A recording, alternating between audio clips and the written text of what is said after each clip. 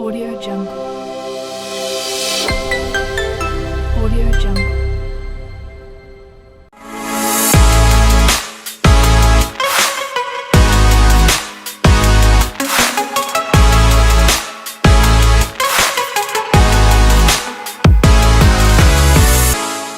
Halo Bubuan Keu, selamat datang dan selamat bergabung dalam acara Bincang Barito.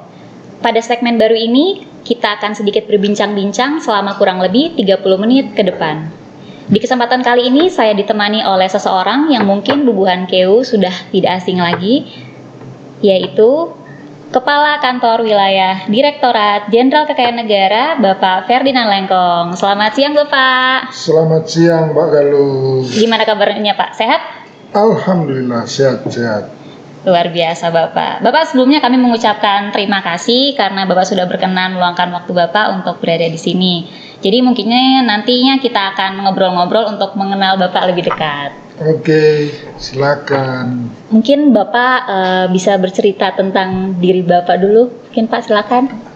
Oke, diri saya ini apa nih? Profil atau? Asal Bapak. Oh, asal. Ya, Oke deh. asalnya. Saya aslinya dari Manado. Manado. Ya, tahu kan Manado di mana? Manado di Sulawesi, Sulawesi Bapak. Utara. Sulawesi Utara. Ya, jadi tapi kalau bicara suku, saya ini ada suku macam-macam ya. Ada Minahasa dan Maluku dari bapak ya. Jadi intinya saya besar sampai selesai kuliah itu di Manado, dan kalau bicara keluarga, saya sudah berkeluarga tentunya. Anak saya 2, istri 1. Itu satu dong Pak. Istri 1. Iya. Jadi anak saya dua-duanya anak perempuan, yang satu sudah selesai kuliah, yang satunya lagi masih SMA atau sekolah menengah umum kelas 1 sekarang. Boleh bercerita sedikit Bapak mungkin tentang latar pendidikan Bapak?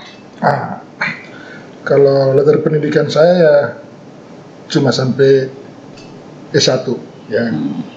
Jadi kalau saya tidak sempat melanjutkan kuliah S2 karena sudah asik dengan pekerjaan. Jadi fokus saya sudah bukan ke tambah kuliah lagi, tapi fokus ke pekerjaan. S1 prodinya apa nih Pak? S1 sarjana hukum, kalau dulu masih pakai jurusan Jurusan ya? hukum perdata. Hukum perdata, baik. Universitas Samratulangi, Manado. Wah, luar biasa. Iya, begitu. Kalau Bapak masuk di Kementerian Keuangan ini kira-kira tahun berapa nih Pak? Saya masuk mulai tahun 91. 91, wah lama Jadi banget gitu sudah ya. sudah mulai kalau itu matahari terbit, sekarang sudah mulai senja. Dikit lagi deh Pak Dikit ya. lagi sudah mau terbenam dia, ya. Gitu. Kira-kira nih Bapak udah berapa tahun nih Bapak berkarir, dan kalau di Kemenkeu kan sendiri penempatannya pindah-pindah kan Pak? Betul. Itu Bapak udah kemana aja nih Pak? Nah, kalau bicara tahun berarti kalau sekarang 2021 berarti sudah 2022 sudah 31 tahun, Iya. ya. Jadi sudah cukup makan asam garam lah dalam melaksanakan tugas ya. Nah, saya ini penempatan awal, jadi sekarang itu istilahnya OJT, itu di kantor pusat di Jakarta. Saat itu kantor pusatnya itu di Jalan Prapatan, sekarang sudah jadi Jalan Usman Harun, ya. Usman Harun di kantor pusat BUPN dulu namanya. BUPN. Itu OJT selama setahun, tapi dalam proses setahun itu kita ada ya magang lah di direktorat-direktorat, dan juga ada diklat-diklat yang saya ikuti pada saat itu. Ya, diklat lelang, karena kita itu penerimaan lelang khusus namanya. Nah, kalau bicara perjalanan selanjutnya, ya saya bersyukur saya diberikan kesempatan untuk kembali dan berbakti di tanah kelahiran saya, di Manado, ya. Yang pertama itu tentunya penempatan awal di kantor lelang negara Manado. Nah, tahun 91, tahun 93 saya diangkat jadi setara eselon 4 itu di KP3N Manado. Jadi jadi kantor pelayanan pengurusan piutang negara. Ya. Itu menjadi kepala seksi informasi dan hukum. Kalau dulu sih diplesetin informasi dan hiburan bahkan. Ya, jadi seperti itu. Selanjutnya dalam jangka waktu salah keliru. Saya dipromosikan di Kanwil dulu. Kanwil ya. Kanwil kepala seksi penggalian verifikasi dan penggalian potensi lelang. Cuma 5 bulan saya di situ, pindah ke KP3N yang tadi itu. Ya. Nah di situ saya bertahan lama, 5 tahun saya di situ. Jadi betul-betul jadi tua-tua di situlah, ya di KP3N 5 tahun di seksi itu, informasi dan hukum. Selanjutnya dari situ saya ke seksi piutang negara selama 3 tahun. Ya, tahun 2001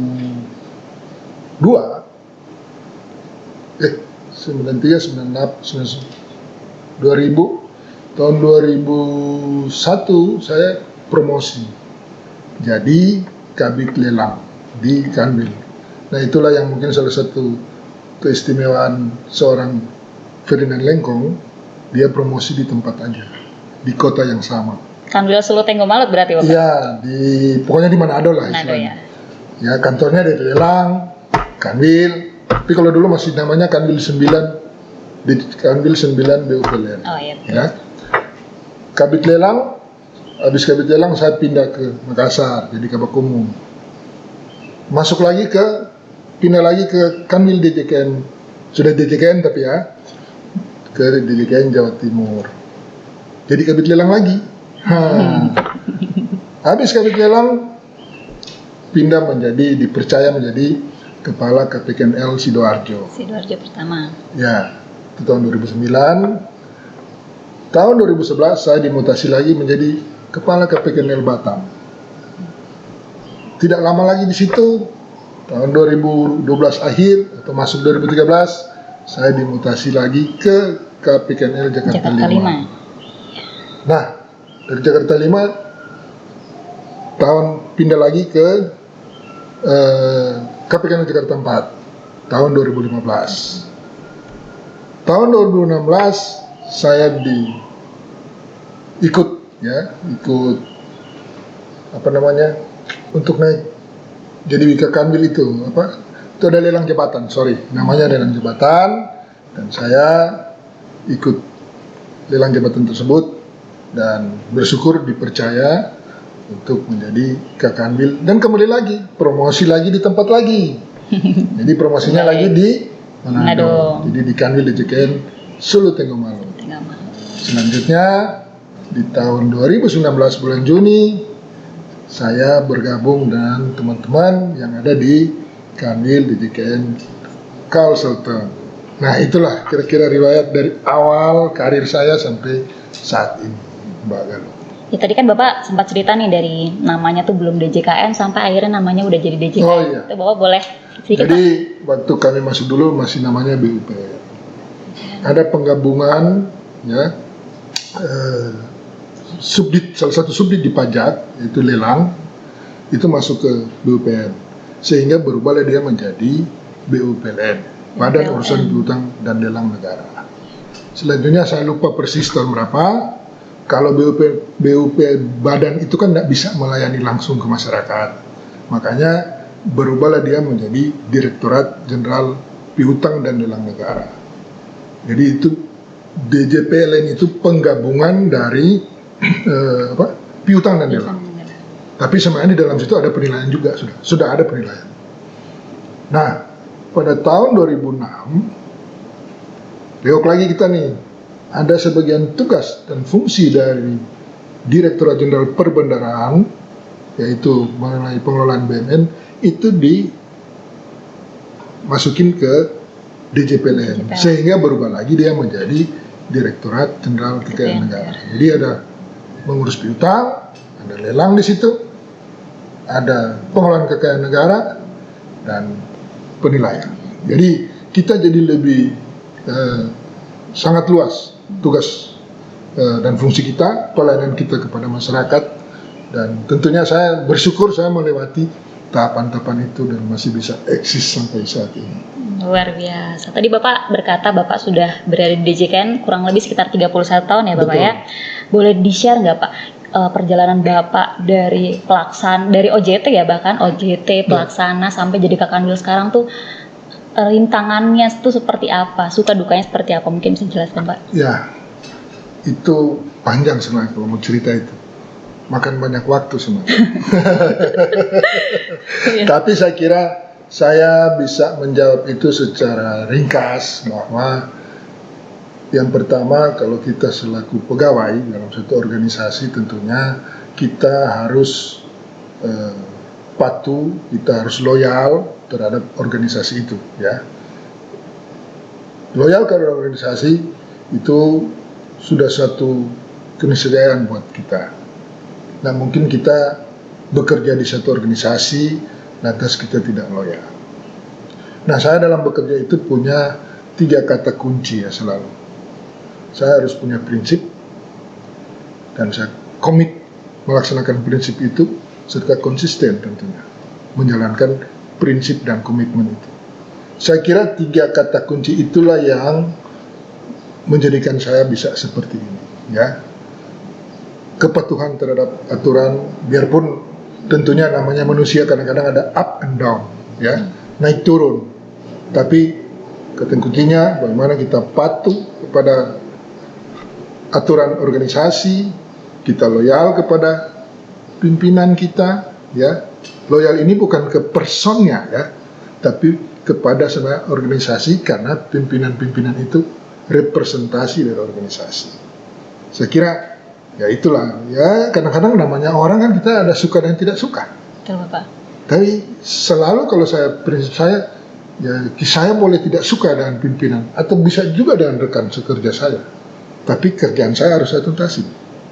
Nah itu yang mungkin yang menjadi pedoman saya dalam melaksanakan tugas dan fungsi saya sehari-hari, dan ya saya bisa bertahan lah sampai dengan saat ini, dan mudah-mudahan sampai di matahari terbenam tadi yang saya bilang, saya tidak terperosok ke dalam lubang-lubang yang bisa mencelakakan saya. Ya, amin. Tadi Bapak juga sudah cerita ya, udah ke beberapa tempat sebelum ke Kanwil DJKN Kalsel. Betul. Boleh nggak Bapak bercerita tentang peran Kanwil nih sebagai kantor vertikal DJKN, tugas fungsinya? Oke. Gitu. Tugas dan fungsi Kanwil pada dasarnya adalah bagaimana kita melakukan bimbingan teknis, monitoring dan evaluasi, ya, pengawasan terhadap KPKNL atau instansi vertikal yang di bawah kita, ya. Dalam hal ini tentunya KPKNL. Nah, dalam pelaksanaan kita sehari-hari ya itu aja yang kita pegang teguh. Kalau BIMTEK itu berarti selain ke KPKNL, kita itu ada stakeholder lain kan yang harus kita bina juga, yang kita harus kasih bimbingan. Ya ayo kita jalankan. Saya kira teman-teman ya di jalankan DJKN Konsultan sudah tahu persis tuh apa yang saya inginkan dari peran Kanwil. Ya.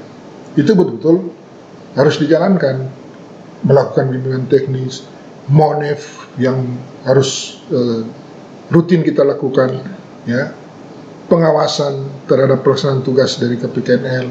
Karena menurut saya dengan kondisi sekarang, new normal sekarang, siapapun bisa komplain ke kita kalau pelayanan kita tidak bagus. Intinya Kanwil diharapkan betul-betul bisa melakukan bimbingan teknis, memberikan pengawasan dan melaksanakan monitoring dan evaluasi yang tujuannya adalah bagaimana pelayanan kita, kantor-kantor operasional kita itu betul-betul membantu masyarakat yang menjadi pengguna jasa kita, ya. Masyarakat dalam arti luas, Mbak, ya.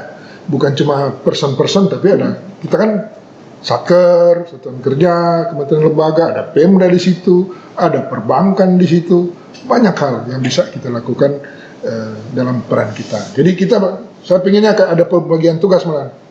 tugas Kanwil itu malah melakukan edukasi, ya, sosialisasi. KPKNL yang mengeksekusi itu nanti. Biarpun ada satu dua pelayanan yang bisa dilakukan oleh Kanwil. Itu saya kira harapan saya kalau bicara Kanwil, ya, posisi kita sekarang di Kanwil, ya, dalam tugas kita melaksanakan tugas kita di Kanwil. Kalau untuk KPKNL yang di wilayah kerja Kanwil DJKN Kalsel-Tang itu KPKNL mana aja, Pak? Oh ya, kalau di sini kan kita kan membawai dua wilayah kerja, ya. Ada Provinsi Kalimantan Selatan dan Kalimantan Tengah. Nah, KPKNL di bawah kita itu ada 3. Yang pertama untuk Kalimantan Selatan ada KPKNL Banjarmasin dan KPKNL Palangkaraya serta Pangkalan Bun untuk Kalimantan Tengah. Nah, itulah ujung tombak kita yang tentunya saya pribadi harapkan, tapi bukan saya pribadi, sebenarnya organisasi ini mengharapkan mereka bisa menjalankan tugas dan fungsi memberikan pelayanan kepada stakeholder dengan baik, ya. Tadi Bapak sudah ngomong sedikit tentang stakeholder, ya Bapak. Ini mungkin untuk Kanwil sendiri tuh pemberian layanannya seperti apa, Pak?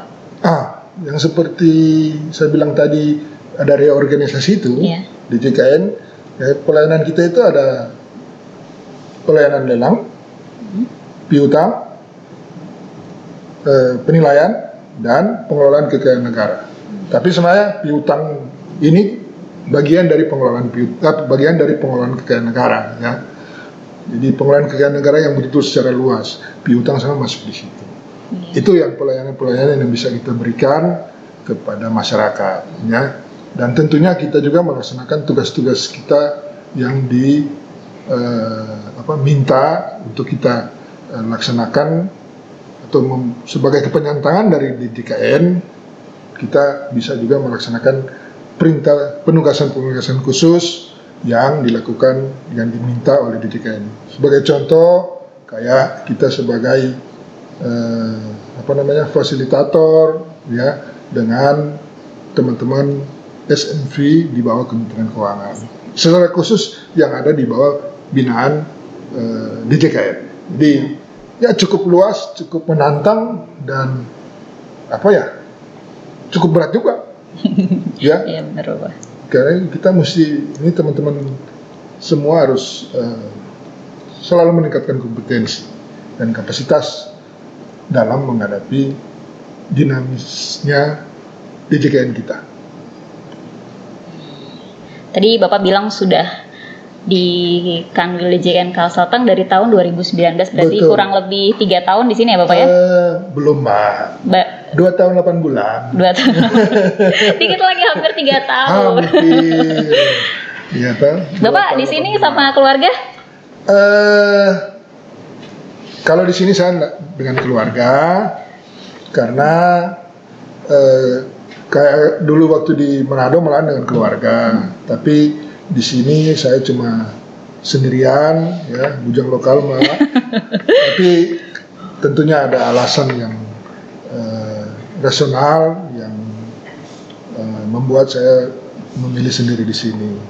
Karena anak saya masih sekolah di sana, ya perlu perhatian khusus. Jadi makanya saya minta supaya ibu untuk di home base aja, untuk ya bukan menjaga, ya mengawal, menjaga atau apapun itu, sehingga anak saya itu bisa bersekolah dengan baik. Luar biasa. Ya. Jadi Bapak Kanwil ini tuh jauh dari keluarga. Mungkin ada tips-tips bisa work-life balance gitu nggak Pak untuk yang kita sekarang jauh dari keluarga? Betul. Tentunya dalam melaksanakan atau dalam menyikapi, ya, ada LDR seperti ini, Mbak Galuh.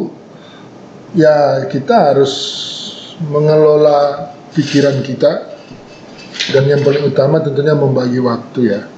Ada waktu buat keluarga biarpun cuma lewat call, tapi tentunya ada juga waktu untuk bersosialisasi dengan rekan-rekan, ya. Karena kita kan tidak mungkin hidup sendiri, ya. Harus selalu bersosialisasi, karena dengan bersosialisasi itu membuat LDR itu menjadi sedikit ya bisa diterima. Kalau tanpa teman mungkin saya juga susah juga nih.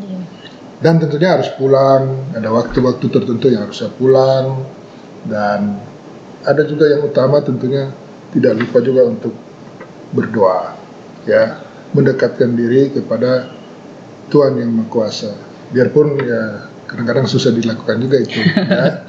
Tapi sebagai manusia beriman kan tentunya kita harus selalu percaya bahwa Tuhan itu ada, Tuhan itu yang akan menolong kita, menjaga kita, mengawal kita dalam melaksanakan kehidupan kita sehari-hari. Amin. Bapak, ini ada pertanyaan titipan satu nih. Apa? Bapak kan sudah lama di DJKN. Perubahan apa yang Bapak rasakan di dalam reorganisasi tadi, Pak? Bah, luar biasa. Saya ini kan mengalami dari zaman bahula dulu, yang masih pakai ketik, pakai mesin tik yang mesin tik biasa itu loh, ya. Jadi bayangkan aja, saya dulu masih mengetik pakai mesin tik itu, habis itu saya beradaptasi ke komputer. Ya syukur saya bisa lewatin ya, tapi saya agak kecepatan jadi pejabat, jadi nggak terlalu pintar mengetik surat ya. Tapi kalau bikin risalah lelang dulu, saya jagoannya gitu loh ya. Nah, perubahan-perubahan yang ada selain di DJKN, ada perubahan reorganisasi itu kan tentunya kita juga akhirnya menambah wawasan kita, menambah teman kita, ya. Karena ada dari luar kan yang masuk ke kita. Kita bisa mendapatkan pencerahan, oh kalau di unit eselon 1 lainnya seperti apa. Jadi kita bisa belajar yang baik tentunya dari rekan-rekan yang masuk ke kita. Tapi yang paling utama adalah pada saat ada reorganisasi begitu, menurut saya adalah bagaimana kita memahami juga tentang tugas dan fungsi-fungsi yang baru itu, tugas dan fungsi baru, ya. Memahami, mendalami, sehingga kita ya kompeten, kita mempunyai kapasitas untuk bisa menjalankan tugas sesuai dengan tambahan dari tugas yang baru-baru tersebut, ya Kak, dari tentunya BUPN, ya, ada DJPLN, ada DJKN, apalagi di DJKN sekarang. Kita itu luar biasa, yang tadi saya bilang, harus tahu penilaian, harus tahu lelang, harus tahu piutang, pengelolaan kekayaan aja, harus tahu pemindahan, harus tahu pemanfaatan. Wah, luar biasa. Sekali ya. Jadi kalau kita nak belajar, kita nak membaca aturan, tidak membaca, ya ketinggalan nanti. Sesuai slogannya, Bapaknya dinamis ya DJKN ya. Jadi ya harus seperti itu kita. Kan kalau kita tahu semua tusi kita, biarpun belum, kalau pada saat kita di suatu bidang, tapi kita mesti tahu, oh bidang PKN tugasnya apa. Biarpun kita mungkin di bidang lelang nih, tapi kita paling tidak gambaran umum tentang PKN itu mesti tahu. Sehingga pada saat kita digeser ke situ, paham. Betul. Apalagi kalau jadi kepala kantor lah, mesti tahu semua. Kayak kita nih mungkin di DJKN aja orang sering nanya kayak, caranya ngurus SPT tahunan gimana ya gitu kan, Pak. Nah sekarang dengan Kemenkeuan, kita mesti tahu juga tugas dan fungsi unit eselon 1 lainnya. Iya betul. Mungkin tidak terlalu itu, tapi tahu loh, kalau bicara pajak, SPT, oh di mana itu? PPH, PPN, PPNBM, itu di mana? Oh di pajak. Kalau bicara bea keluar, bea masuk, di mana itu? Oh di bea cukai. Kalau sudah bicara ekonomi makro, yang memikirkan itu siapa? Oh PKF. Kalau bicara pembagian keuangan pusat dan daerah, itu di mana? DJPK. Teman-teman itu mesti tahu seperti itu. Luar biasa. Berarti sampai sekarang pun Bapak tidak pernah berhenti belajar ya, masih tetap. Harus. Belajar pun bukan cuma sekedar, tapi belajar kehidupan. Ya, luar biasa. Ya, itu penting itu.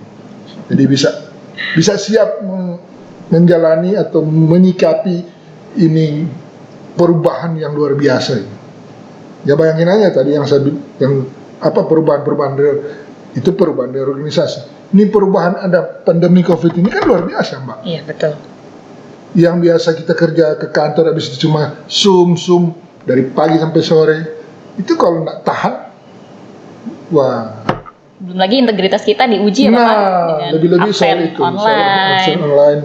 Jadi tentunya nilai-nilai Kementerian Keuangan itu betul-betul harus kita terapkan, kita implementasikan dalam pelaksanaan tugas kita sehari-hari. Jadi mungkin para pegawai sampai bosan kalau saya jelasin soal itu ya. Jadi jangan cuma jadi jargon, jangan cuma retorika, tapi betul-betul kita implementasikan itu integritas, profesionalisme, sinergi, pelayanan dan kesempurnaan. Ya, kira-kira seperti itu. Nah, sebagai Kak Kanwil nih, harapan untuk Kanwil DJKN Kalsel nih apa nih Bapak? Wah, harapan saya gede banget, Mbak. Kita sudah melewati beberapa tahapan ya. Selama saya di sini ya, dari 2019, ada target-target saya yang sebagian besar sudah tercapai. Ya, teman-teman tahu lah apa yang saya maksud itu. Tapi kita selama 2 tahun 8 bulan kan kita sudah melewati tahapan-tahapan di mana ada kegiatan ini, contoh ya, lomba kantor wilayah teladan ya, atau terbaik. Kita sudah bisa, biarpun masih ranking di bawah, tapi ternyata kita bisa mengikuti itu. Tapi yang hebat kan selama 2 tahun 8 bulan saya di sini, kita bisa menang beberapa lomba arsip, ya. Kita itu pada tahun kedua kita langsung juara itu loh, juara 1 ya. Itu bukan gampang. Tahun 2020 kemarin kita ikut lomba koin, Pertanyaan terakhir nih Bapak nih. juara 1. Pesan untuk generasi Jadi, muda nih yang sedang meniti karir. tahun 2021 kita WBK. Dan tentunya satu kepuasan batin dong buat saya, ada kebanggaan buat saya bahwa kantor yang saya pimpin bisa mencapai semua itu. Nah, tentunya kita nak berpuas diri kan. Betul. Sekarang kita harus lebih tinggi lagi. Nah, tahun depan mungkin kita mau ikut BBM ya. Bukan mungkin lagi, tapi yang kita harus mempersiapkan diri dari sekarang. Ada lomba-lomba lagi yang ada kedai lelang, ada koin lagi. Ayo, kita harus berkontribusi, berpartisipasi, dan mencapai yang tertinggi. Bukan cuma sekedar ikut lagi, gitu loh. Itu harapan saya sambil sekarang ini, ya. Dan tentunya saya berharap kembali lagi mungkin sering pada saat rapat, ada morning call, selalu mengingatkan pegawai untuk berusaha selalu untuk mengikuti perkembangan sekarang. Dan terlibat aktif ya Bapak ya? Terlibat aktif, berkontribusi, ya. Dan tentunya pegang itu nilai-nilai Kementerian Keuangan itu. Bekerjalah secara mandiri. Kalau bisa, nggak usah bos-bosnya di atasnya atau atasan-atasannya mesti selalu, Mbak Galuh, ini kenapa ini belum jadi? Harusnya itu malahan, Pak, saya mau kerja apa lagi? Wah, itu baru keren tuh. Itu yang paling saya inginkan dari jajaran saya. Siap. Ini satu pertanyaan terakhir nih Bapak nih. Wah, masih ada lagi ya. Pesan untuk generasi muda nih yang sedang meniti karir sekaligus calon pemimpin masa depan. Ya, tentunya kepada ya kayak Mbak Galuh ya nih ya. Ya, kalau bisa mulai sekarang harus mempersiapkan diri. Segala peluang untuk meningkatkan kapasitas, segala peluang untuk meningkatkan kompetensi, ambil. Dan jangan nyaman dengan kondisi sekarang. Tantang diri sendiri untuk mencapai yang selalu yang terbaik dan terbaik. Karena menurut saya itu yang paling utama dalam menghadapi masa depan yang luar biasa dinamis. Ya. Siapa membayangkan dulu dari DJKN bisa ke Perben atau dari Perben bisa ke DJKN? Kenyataan kita seperti itu. Ya. Dan ya tentunya integritas segala itu harus dijaga ya. Dan jangan melihat yang tidak baik di orang lain lantas mau dibandingkan dengan diri kita. Jagalah kebanggaan diri kita sendiri. Karena kita mesti punya kebanggaan terhadap diri kita sendiri. Ya, jangan melihat yang jelek, oh dia bisa, kok saya tidak bisa. Ya kalau yang jelek masa kita mau ikuti? Ikuti selalu yang positif, yang baik dari rekan kita. Dari di luar sana banyak juga yang bisa kita ikuti, yang baik tapi ya. Itu saya kira, dan ya kayak seperti saya kan punya 3 kata kunci. Ada prinsip, ada komitmen, dan ada konsistensi. Niscaya kamu semua itu pasti bisa mencapai apapun yang kamu inginkan. Jangan pesimis. Ya, biarpun saya dulu pesimis juga sih. Tapi ternyata saya sekarang harus jual optimisme gitu loh. Harus optimis dong. Seperti itu. Ya, luar biasa sekali Bapak. Tadi tuh pertanyaan terakhir kita, semoga perbincangan ini dapat menjadi tambahan wawasan dan menginspirasi bagi kita semua. Terima kasih kami ucapkan sekali lagi kepada Bapak Ferdinand Sama-sama, Lengkong Mbak atas Galuh. waktunya. Bapak silakan diminum Sudah kopinya. kering memang. Dengan demikian sampailah kita di penghujung acara Bincang Barito. Kami ucapkan terima kasih kepada semua pihak yang telah turut serta mensukseskan acara ini. Mohon maaf apabila dalam penyampaian ada yang kurang berkenan. Kami mohon maaf atas segala kekurangannya. Dukung Kanwil DJKN Kalimantan Selatan dan Tengah menuju WBBN. Sampai jumpa di Bincang Barito selanjutnya. Bye-bye.